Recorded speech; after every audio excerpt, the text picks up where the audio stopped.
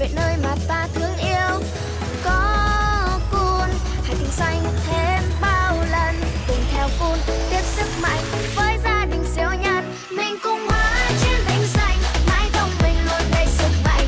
Mình cùng hóa chiến binh xanh, đám giặc mà siêu giờ mau chạy nhanh. Tam tư chân cho tiến lên, cùng papa sofa quét sạch.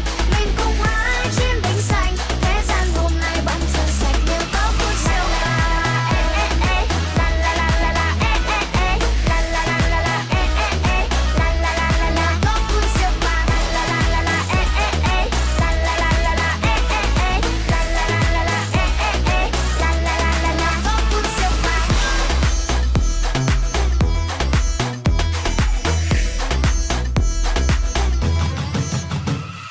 Rác ở khắp nơi, cứ thế này thì tiêu mất thôi. Rác ở khắp nơi, không tốt cho môi trường. Rác ở khắp nơi, là ống hút và bịch ni lông. Rác ở khắp nơi, đừng lo có cun siêu phàm. Tiến lên, cùng sông pha pa pa bự chiến binh xanh, bảo vệ nơi mà ta thương yêu. Có cun là tự nhiên có sức mạnh, cùng theo cun bay khắp nơi cứu nhanh hành tinh xanh. Mình cùng hóa chiến binh xanh, mãi không mình luôn đầy sức mạnh. Mình cùng hóa chiến binh xanh, đám giặc mà siêu giờ mau chạy nhanh. Tam tư chân cho tiến lên, cùng papa sofa quét sạch. Mình cùng hóa chiến binh xanh, thế gian hôm nay bỗng dưng sạch nhờ có cun siêu nhân.